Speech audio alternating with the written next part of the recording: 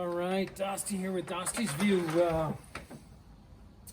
Today, Josh asked me to kind of share what I carry in my pack when I'm earning my turns. So yeah, I thought I'd just share that a little.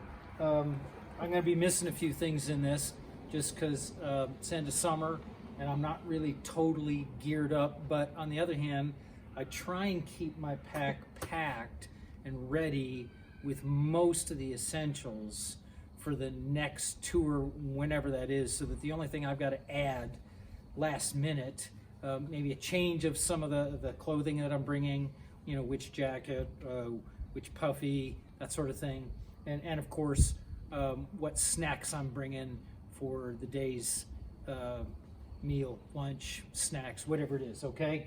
But, so I just thought I'd tear into this thing a little bit. The other thing is, this is a G3 Cabrio airbag pack. They don't make this pack anymore, but the airbag system is, what is it, R-Alp, I think. So it uses those two canisters. One's argon and the other, I think, is carbon dioxide.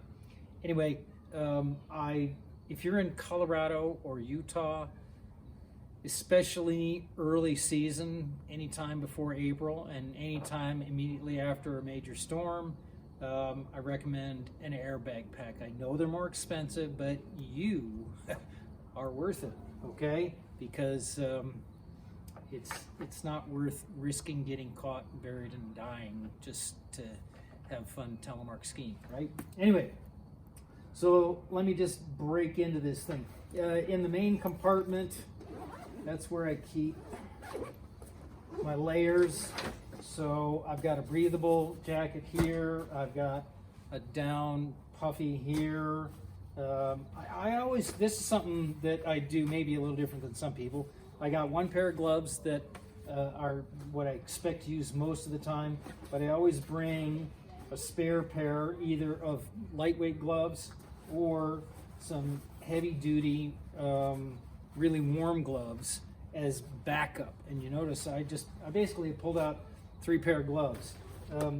Spare gloves are a good idea to have, okay? Water, right? At least a liter. And then, so this is what I had last time here in the pack. It was a spring tour.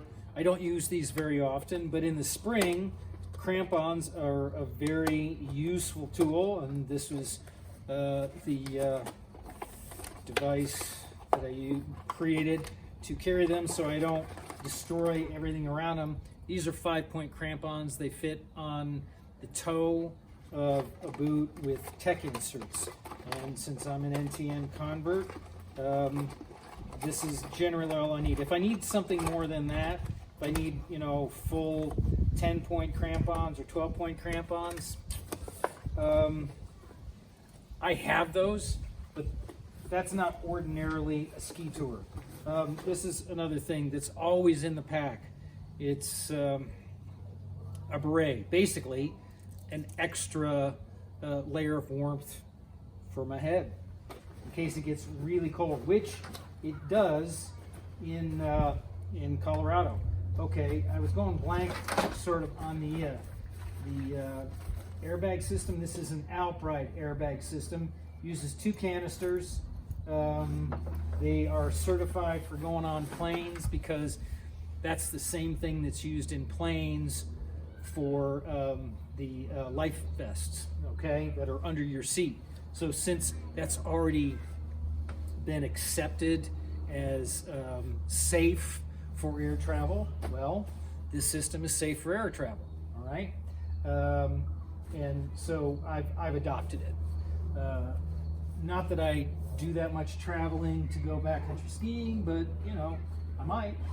So in this top compartment here, this is where, so I always carry a pair of skins, but I'm always testing skins. So I've got 2 different brands here, G3 and Cola, all right? Because I'm always, whenever you're testing skins, you never know if one is better than the other unless you're in the exact same conditions. The only way you can do that for sure is if you've got a different skin on each ski. And then if one tends to ice up before the other one, then you know that one ices up easier, right? Neither of them ice up, well, maybe the conditions weren't right for that. Of course, then here's the other thing. I always carry a spare skin, because in testing skins, the thing that I'm often testing really is the glue, and what if the glue fails me? Well, I don't want to have a terrible rest of the tour because one skin failed me, so I've got a spare, all right? You should always have a beacon, a shovel, and a probe. So I've got those in here. There is my shovel handle. This is a BCA dozer. It allows me to configure it to be a hoe or a regular shovel. And one thing I'll say about shovels and going in the backcountry, it's really important to know how you're to use your tools, but more importantly, if you really had to do a rescue, it's important to know how to dig. I'm not going to get into that here, maybe we'll do that some other time, but the reality is if you're going to save someone, it's going to be a team effort. So you and your partners need to take some time and practice doing a rescue dig so that you know how to work together as a team, work efficiently, and work fast. Because if you don't, you're just going to be digging for a body instead of hopefully a friend who's hopefully still breathing, and if they aren't, you are able to get to them quick enough you can resuscitate them, right? And a probe. And I don't have my beacon in my pack because I always carry my beacon in my boot bag, and I put it in my boots. And so just as the process of getting dressed for the day, when it's time to put on the boots, I put the beacon in my pocket, clip it to me, turn it on, and I'm ready to go, right? Now, here's something that is really important, and that is a repair kit. Now, this doesn't have everything I need potentially for repair, but it has tools, okay? This is an adjustment tool for adjusting the tension on an outlaw and for cracking a beer at the end, all right? A Leatherman. It's important to have a multi-tool, all right? Then I've got an emergency fire start. It's a flint and steel device, which I think I accidentally left in the other room, but I always carry that. I always carry, here's some matches in a bag, waterproofed. I've got some, these are shims, or spacers for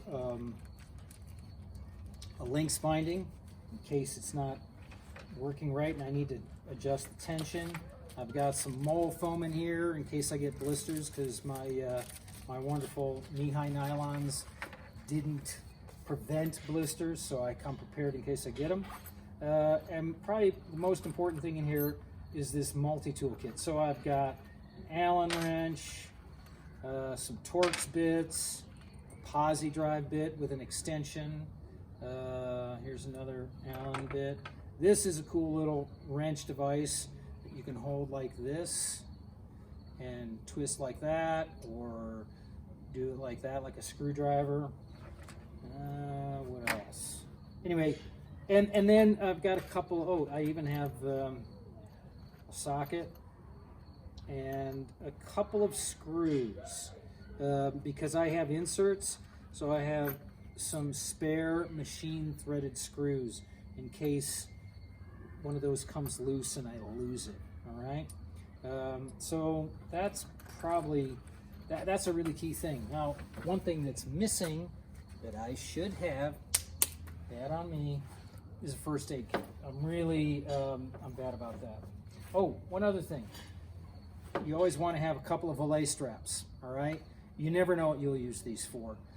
Strapping skis to your pack, or just cinching something down. repairing something. I've been on a trip where someone's old plastic boot just kind of fell apart, and between the 3 or 4 of us on the trip, we were able to put enough of these together to hold the boot in place so that the guy could at least ski out. All right, so that's good to have. What else? Well, and then there's all kinds of little things. I think it's always important to have a headlamp in case you're late getting back because of some accident, right? Wax for waxing my skins so they don't ice up. What else here? A scraper in case there's all kinds of goo. Or a lot of times, you know what I use this for? On a sloppy spring day, I'll use it to squeegee the excess moisture that gets in the fibers of the skin, and then I'll wax it again to keep it from icing up. Spare pair of knee highs, lighter, tea, zinc oxide as for my beak here to make sure that I don't burn it. And you never know, you could always use a knife for something, right? What else is in here? Oh, an emergency whistle. More wax. I guess I got a little bit of first aid stuff. There's some first aid tape. Some instant coffee. And you know, a lot of times I'll carry a jet boil stove because I may run out of water, okay? And if I've got that on the snow, I can melt snow and give myself some more water. Oh yeah, and some flavoring, emergency, all right? So that's basically it. Pretty much, I think I covered most of the 10 essentials. The one thing that's not in there that I don't tend to carry unless I'm going on an overnight trip or a long trip is a map. Nowadays, you can have the map in your phone, but you got to make sure that, of course, you download the map before you go, because quite often, of course, in the backcountry, there is no cell service. So you might be able to read the map as long as you've stored it, but if you're trying to access it on the internet through cell data connection, you ain't gonna have it. So what I do instead usually is I just study the map really carefully before I go, especially into a new area, and then I generally just don't go far. And once I kind of get the lay of the land, at least for that destination, I generally don't need a map, usually, okay? I mean, you can have inclement weather, you can be in a whiteout, so a map isn't necessarily gonna help in a whiteout, but a compass would. And I'll admit, I don't have that here, at least not, you know, as I open my pack up for this coming season. Anyway, I hope you're getting psyched and ready. We had some fresh snow in the Front Range here, and so I don't know when the season's going to start, but it's in the near future, a month away, 2 months away. So look forward to getting on snow. I'm sure you are too. And until then, get down on your knees and let's spread Telemark.